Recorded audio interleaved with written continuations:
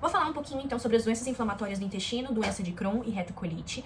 Essas doenças elas têm algumas similaridades, mas basicamente a gente precisa entender que são doenças crônicas, então é uma inflamação no intestino em diferentes regiões, a gente vai ver em qual região cada uma delas acomete. São doenças crônicas, idiopáticas, mas basicamente existe o entendimento de que é uma resposta autoimune, então as células do nosso corpo acabam atacando a mucosa intestinal e causando quadros de infecções, tá? Inflamações intestinais.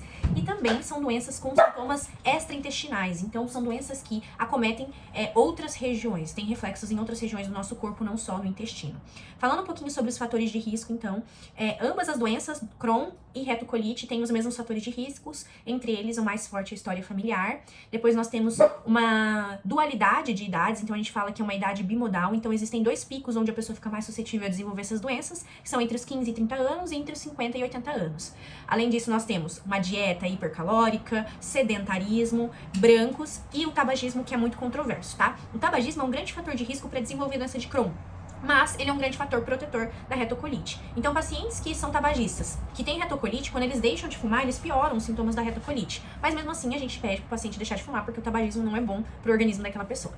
Enfim, vamos falar então um pouquinho sobre a retocolite. A retocolite, então, ela é uma inflamação no intestino e, como o próprio nome diz, reto e cólon, né? Então, lembrando um pouquinho da anatomia do intestino grosso, a gente tem ali, começando pelo seco, cólon ascendente, cólon transverso, cólon descendente, cólon sigmoide, reto e ânus, tá? A retocolite é como se a gente colocasse uma rolha no ânus. O porquê falaram isso na aula? Porque ela poupa o ânus. Então, ela é retocolite, ela começa a partir do reto para cima. Então, a retocolite é uma doença que ela vai acometendo de forma ascendente, né? Ascendente e retrógrada. Ela pega o reto e ela faz o caminho certinho, tá? Daquela região. Então, reto, daí cólon sigmoide, cólon descendente, cólon transverso, cólon ascendente, tá? E seco muitas vezes. Então, basicamente, essa é a progressão, é uma progressão ascendente e contínua, tá? A gente vai ver que em Crohn é salteada, né? Ele não é contínuo igual na retocolite. A retocolite é uma doença que também ela acomete mais a camada superficial do intestino. Então, a inflamação acontece mais na camada mucosa. Ela não é tão profunda como a gente vai ver na doença de Crohn, tá? E por ser uma inflamação em todo o intestino grosso, né? Ou em porções do intestino grosso, conforme ela vai evoluindo, ela tende a formar, então, inflamações mais constantes, quadros inflamatórios em determinadas regiões. Então, a inflamação mais comum, 40 a 50% dos casos, são a proctite e a proctossigmoidite, ou seja, pega ali o reto, então uma inflamação no reto ou uma inflamação no reto e no sigmoide. Seguido disso, a segunda inflamação mais comum é a colite esquerda. Então, pega ali a região do cólon esquerdo e em terceiro, em 20% é a pancolite. A pancolite é quando a gente pega todo o cólon, tá? Então, desde reto até ali a região de seco, tá? É só a gente pensar, né? Quais são as mais comuns? É só você ver o nível de evolução da doença da retocolite. Então, começa aqui no reto e no sigmoide, então é mais comum proctite, que é igual ao reto, né? Inflamação no reto, ou depois proctite e sigmoidite, depois inflamação no cólon ali esquerdo, colite esquerda, e daí depois uma pancolite, tá? Bem, como eu disse, ela poupa o ânus, então isso é uma característica bem comum da retocolite. Quais são as alterações que a gente observa, por exemplo, na endoscopia, tá? Quando a gente faz a endoscopia, não, a colonoscopia, a gente então coloca o aparelho e visualiza a mucosa, né, intestinal. E ao avaliar, a gente vê que essa inflamação, ela causa como se fossem escoriações, então ela causa algumas erosões, parecem pequenos arranhões na mucosa, e essas erosões machucam e sangram a mucosa. Por isso que muitas vezes a gente tem um processo inflamatório onde a gente encontra fezes sanguinolentas. Esse sangue nas fezes vem justamente dessas erosões que são sangrentas, tá? Além disso, o cólon, às vezes, ele fica tão inflamado e tão dilatado, tá? Que ele acaba perdendo aquelas curvinhas, né, que ele tem. Então, ele perde as austrações, ele fica como se fosse reto. E aí, no exame de imagem, às vezes você vai radiografar, tá? E na hora de você fazer uma radiografia do cólon, através do contraste, você olha, a gente tem um cólon chamado em cano de chumbo, que é essa imagem aqui do lado que eu vou pôr. Basicamente, é um cólon que parece um cano, ele não tem mais aquelas minhoquinhas, aquelas curvinhas que são as austrações, tá? Além disso, por conta do cólon viver inflamando e cicatrizando, ele pode formar o que nós chamamos de pseudopólipos, que são respostas a essa inflamação constante da região intestinal. E na biópsia, tá, o que a gente quando vê uma situação assim de retocolite, o que a gente pode encontrar é a criptite e os microabscessos, tá? Então, basicamente, a criptite e os microabscessos são representações de uma inflamação ali na mucosa, tá? Então, a criptite seria inflamações das criptazinhas, tá? Resumindo, o paciente que tem retocolite, ele tem uma diarreia baixa, geralmente com sangue, tá? E perda das austrações. Ok. Alguns casos, como eu disse, a gente fala retocolite ulcerativa. Se a gente parar pra pensar, não deveria ser retocolite ulcerativa, deveria ser retocolite erosiva, porque não forma úlceras. Somente em casos muito graves, mais graves, formam úlceras. Lembrando que a retocolite, ela é mais superficial que a própria doença de Crohn. Então, fezes sanguinolentas, inflamação intestinal, dor abdominal por conta de distensão, muitas vezes, tá? Então, esses são os sintomas de uma resposta inflamatória da retocolite. Na doença de Crohn, tá? A doença de Crohn é uma doença que vai acometer todo o trato gastrointestinal. Então, ela vai desde a boca, ela pode acometer desde a boca até o ânus. Lembrando que a retocolite, ela poupa o ânus. A doença de Crohn, não. A doença de Crohn, ela pode começar a afetar a boca e afetar também a região do ânus. Então, ela é uma doença que ela tem como característica ser transmural, então ela atinge diversas camadas, então ela é um pouco mais profunda. Além da mucosa, ela atinge submucosa e as outras camadas do intestino, então ela é um pouco mais agressiva. E aqui a diferença da retocolite é que a retocolite, ela vai ascendendo pelo cólon e fazendo um caminho contínuo, né? Aqui na doença de Crohn é uma doença que a gente fala que é salteada. Ela pega um pouquinho do colo esquerdo, aí ela pega um pouquinho ali da região do ilho, aí ela pega um pouquinho do jejum, do duodeno, e vai pegando diversas regiões que pode ir até a boca. Então ela pode atingir quase todo o intestino em regiões pontuais, tá? Aqui, o que a gente mais vê que a doença de Crohn, a única região que ela tende a poupar é o reto. Então é só lembrar, na retocolite, como começa, não poupa o reto. Na doença de Crohn, como não tem reto no nome, ela acaba poupando o reto, tá? Bem, vamos lá. A retocolite, ela tem uma tendência a causar mais 50% dos casos a iliocolite, então pegar a região de ilho e cólon, tá? Então é muito aleatório. 30% dos casos causar inflamação, né, infecção do ilho, a ileite, e 20% colite. Então, basicamente, assim, a gente vê que ela tende a afetar mais ilho e cólon, tá? E 1/3 podem também gerar doenças perianais, mas a gente vai ver que as doenças perianais, elas são um pouco mais, nos demonstram um sinal de gravidade da doença de Crohn, tá? Falando um pouquinho, então, das alterações que a gente pode encontrar na mucosa, né, nas próprias regiões intestinais que são afetadas ali pelo Crohn. No Crohn, a gente tem lesões, então, um pouco mais profundas. Então, a gente pode encontrar lesões ulceradas, como as aftas, tá? Então, úlceras aftoides, elas podem ser encontradas em diversas regiões. Eu vou deixar, acho que tem imagem de úlceras aftoides, a primeira imagenzinha aqui. Além disso, como por conta desse processo, inflama, cicatriza, na doença da retocolite, a gente tinha ali os pseudopólipos. Aqui a gente tem a formação de vários, como se fossem vários pseudopólipos. Então, várias massinhas que são formadas, tá? Que são chamadas, então, de pedras de calçamento. É como se fossem, então, pequenas massas formadas por conta dessa inflamação e cicatrização constante. Muitas vezes a doença de Crohn, por causa do processo inflamatório, a gente tem uma fibrose do local e muitas vezes até estenose, então a região fica estenosada. A gente vai ver que na cirurgia de Crohn, então muitas vezes a gente acabava tirando, agora a gente junta ali aquela região de estenose e acaba ajudando. Então é muito comum a gente ter a estenose ali da região intestinal, então era assim a dilatação e ela fica mais estenosada. E aí, quando você tem uma estenose, dificulta o trânsito fecal. Então, basicamente, a gente tem uma suboclusão fecal porque você não compromete 100%, tá? Se você tivesse um comprometimento de 100% do trânsito intestinal, seria uma oclusão, tá? Além disso, a gente pode ter a formação de fístulas. Então, por que a gente forma fístulas? A doença de Crohn, ela acomete todas as camadas intestinais. Então, mucosa, submucosa, ela vai ter a camada mais externa. E aí, como ela fica inflamada aquela região, os órgãos que ela fica colada também tende a acabar pegando. Então, os órgãos, ele tende a pegar essa inflamação por contiguidade. E aí, chega um momento que inflama, desinflama aqueles tecidos. E o órgão ao lado está suscetível, né? O que acontece? Abre uma fístula. Então, acaba acontecendo, então, o surgimento de fístulas, tá? A doença perineal, então, por a doença de Crohn acometer também a região do ânus, é muito comum a gente identificar hemorroida, fístula, fissuras, pode ser até mesmo plicoma, que é aquela pelinha, então são abscessos, tudo isso. E quando a gente faz a biópsia, na endoscopia, o que a gente observa geralmente é uma alteração do tipo granuloma não caseoso, que é muito característico, então, da doença de Crohn. Agora, falando um pouquinho das manifestações extraintestinais das doenças inflamatórias, então, como eu disse, as doenças inflamatórias, elas são tão agressivas que elas podem, então, se manifestar em outras partes do nosso corpo, tá? Existe um macetezinho, que, então, é o RCU, né, e o DC. Então, doença de colite ulcerativa e o DC de Crohn. Então, um macete. Primeiro, a gente pode ter uma resposta imune, como eu disse, podendo causar, então, febre, leucocitose e aumento do PCR. Além disso, uma colangite esclerosante primária. Isso é mais comum de acontecer na retocolite. A uveíte, então, que pode causar no olho. O eritema nodoso, que é muito mais comum na doença de Crohn. E o pioderma gangrenosum, que é muito mais comum ali na retocolite. A dor articular e a espondilite anquilosante, que são comuns nos dois, e os cálculos renais biliares, que são mais comuns na doença de Crohn. Falando um pouquinho, então, do diagnóstico, o diagnóstico basicamente é dado, então, pelo exame, pela colonoscopia, tá?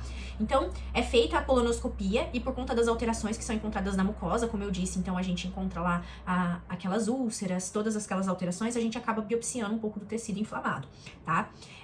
Muitas vezes a gente não consegue ver ali a região... A gente não consegue ver a doença no intestino delgado, tá? Porque nem a endoscopia, nem a colonoscopia conseguem chegar no intestino delgado.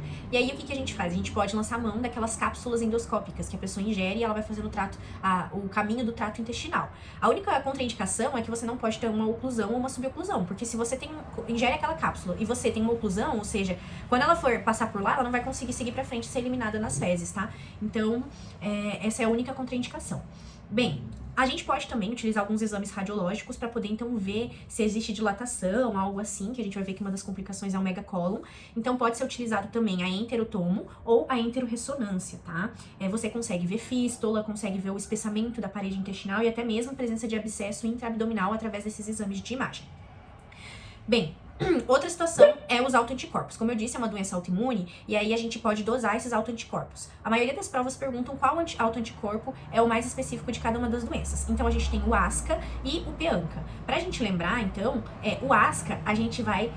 o SC do ASCA é o sim Crohn e o ANCA, o NC, é não Crohn. Então, o ASCA é do Crohn e o NC é da retocolite, tá? Eles estão presentes em cerca de 60%, tá? Nas doenças de Crohn e 70% na doença da retocolite. E a gente pode também lançar mão de um outro exame, que é a calprotectina fecal, que basicamente ela dosa os índices de calprotectina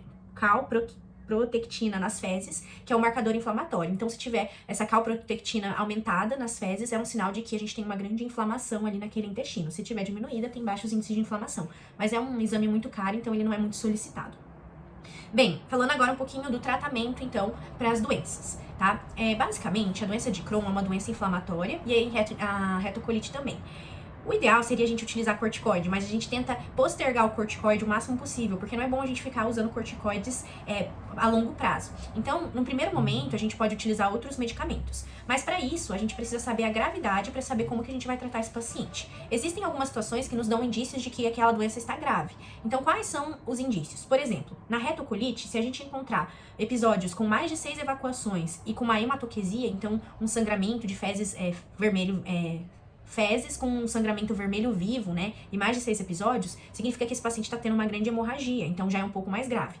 Quando esse paciente ele já começa a apresentar sinais, por exemplo, de até uma possível infecção, uma possível sepsemia, algo assim, então, por exemplo, uma frequência maior que 90, uma temperatura maior que 38, tá? Uma anemia, uma hemoglobina menor que 10,5, ou seja, tá perdendo muito sangue, tá? Ou um VHS e um PCR muito aumentado, tá? O que isso indica? São sinais de gravidade, porque o paciente, ele provavelmente ali, ele pode estar fazendo como se fosse uma sepse, né? Então, isso aqui nos dá indícios de que a gente tem que fazer um tratamento para uma retocolite um pouco mais grave.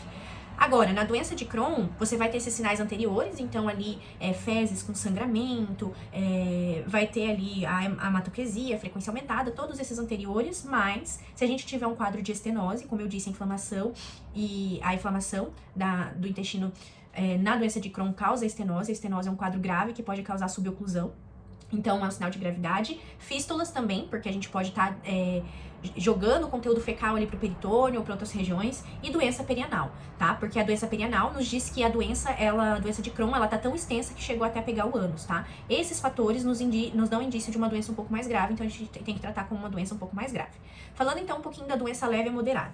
Então, na retocolite, a gente vai utilizar o 5-ASA ASA-A, tá? Os medicamentos 5-ASA-A são medicamentos que eles atuam como anti-inflamatórios e também imunomoduladores ali da região do próprio intestino. Imunomoduladores não, eles atuam como anti-inflamatórios e antibacterianos ali na região intestinal. Quais são esses medicamentos? A mesalazina e a sulfasalazina. Lembrar que a sulfasalazina é um medicamento que ela acaba fazendo com que a gente perca muito folato. Então, ao tomar a mesalazina, a gente tem que administrar junto com o folato, tá? Então, repor folato. Agora, na doença de Crohn, a gente vai utilizar outros medicamentos. Você pode até administrar a mesalazina e a sulfasalazina, só que elas atuam muito no reto.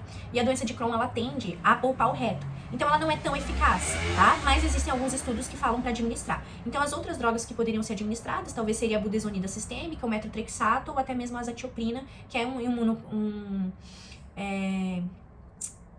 agente imune que pode melhorar ali a situação do paciente. Agora, se a gente tem um paciente com um quadro um pouco mais grave, a gente tem que tomar medidas um pouco mais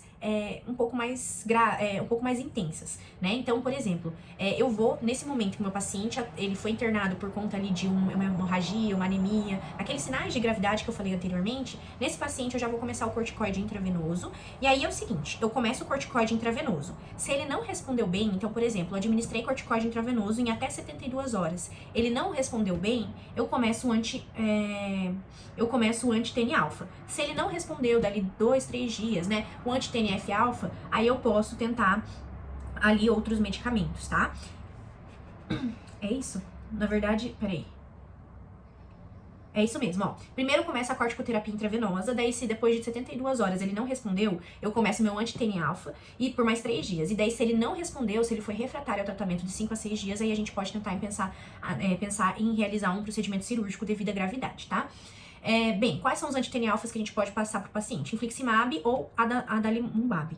Esses medicamentos, então, como eu disse, a gente tem ação dos anticorpos, então a gente pode passar, então, ali os anti-TNF-alfas que vão atuar ali e são muito bons. Além disso, a gente sabe que os pacientes que têm retocolite, eles também têm uma boa resposta à ciclosporina, tá? Só que intravenosa, só que os pacientes com Crohn não. Então, no paciente grave eu posso dar corticoide, o anti-TNF-alfa e a ciclosporina. No paciente com Crohn é corticoide e o anti-TNF-alfa, tá? Após a melhora desse paciente, eu posso, então, liberar ele para casa, na alta, com o anti-TNF-alfa, a azatioprina e um corticoide VO, e depois a gente vai fazer o desmame dessas medicações aos poucos, tá?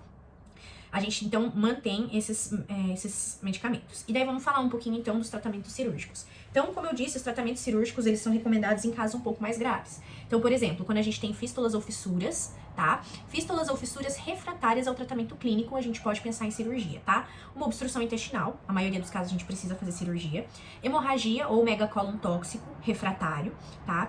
Então, assim, você tratou dando volume, suporte, e esse paciente não melhorou com obstrução intestinal, ele não melhorou diante de uma hemorragia ou um megacólon, vai, então, fazer a cirurgia, tá? Ou um câncer coloretal ou uma displasia de alto grau.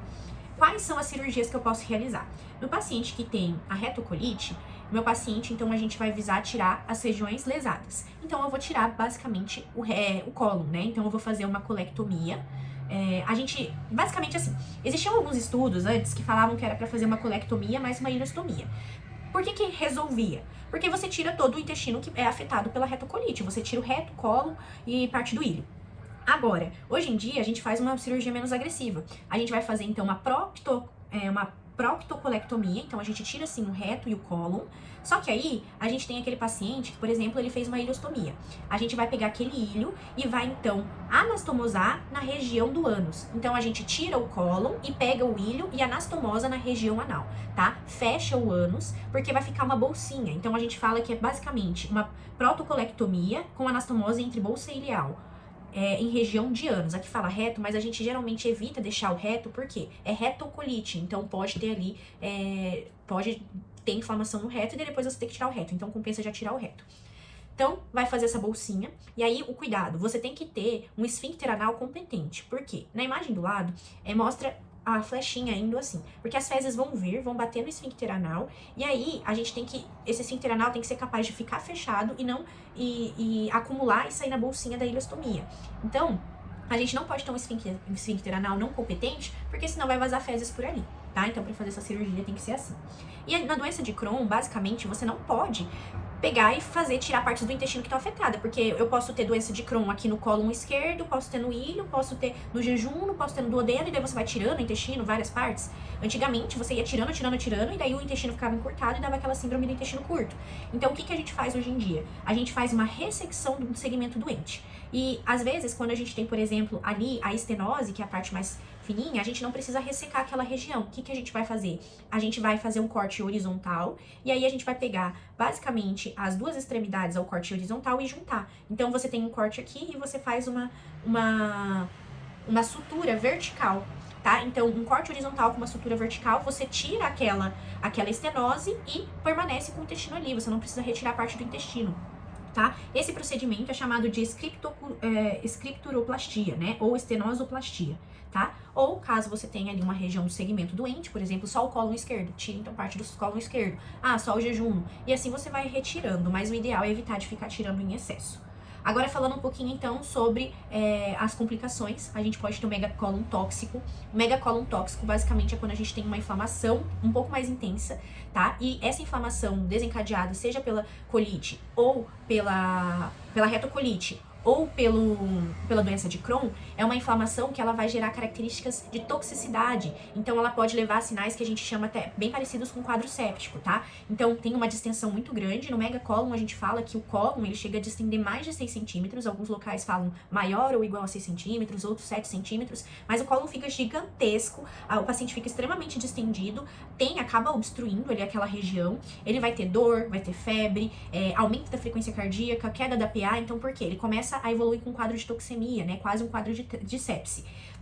E aí, leucocitose, e aí o que a gente vai observar? A gente fotografa esse intestino, então a gente vai fotografar o cólon por um raio-x, e aí a gente vai fazer primordialmente tratamento, suporte clínico. A gente vai hidratar, a gente vai corrigir distúrbio hidroeletrolítico, tudo isso. Se não resolver o tratamento com clínico, né? Lembrando, tem que também fazer antibiótico terapia, porque tá estático, tá obstruído, tá dilatado. As bactérias, elas vão se proliferando e o risco de translocação das bactérias é enorme, né? Então, para gerar uma sepse é muito grande. Então, além de fazer dieta zero, hidratar, corrigir distúrbio hidroeletrolítico, a gente também faz antibiótico terapia para evitar essa translocação bacteriana. No caso refratário, daí, então, às vezes a gente tem que tirar esse cólon aumentado, fazemos, então, a colectomia e muitas vezes até a bolsinha, a ileostomia, como solução para a retirada desse cólon. Além disso, uma outra complicação é o câncer de colo retal. Então, o CA coloretal, ele basicamente surge porque, como eu disse, na doença de Crohn é uma inflamação que vai e volta, uma inflamação que vai e volta. E nesse meio tempo você pode causar uma certa displasia ali naquelas células, tá? E o que vai acontecer então? Causando essa displasia, você pode evoluir para um quadro de câncer. Então, basicamente, os fatores de risco, quanto mais extensa a lesão, de maior duração esses quadros de inflamação. Então a gente sabe que a retocolite é a que tem mais chance de evoluir para câncer. Quanto mais extensa e quanto mais tempo esse paciente passa inflamado na retocolite, a maior é a chance dele evoluir para um câncer de colo retal. Então, além da extensão, da duração e também de casos como estenose e tudo mais, isso aumenta as chances, então, de evoluir para um quadro de câncer. E aí, nesses casos, a gente precisa fazer uma vigilância. Como que é a vigilância? A gente vai fazer uma colonoscopia após, então, o diagnóstico da retocolite, você vai fazer uma vigilância após 8 anos. Então, depois de 8 anos de descoberto, o diagnóstico de colonoscopia, você vai começar a fazer, então, colonoscopias anuais com biópsias aqui seriadas. Então, você tira um pedacinho de cada região do cólon, do intestino, para investigar se não tem câncer naquela região.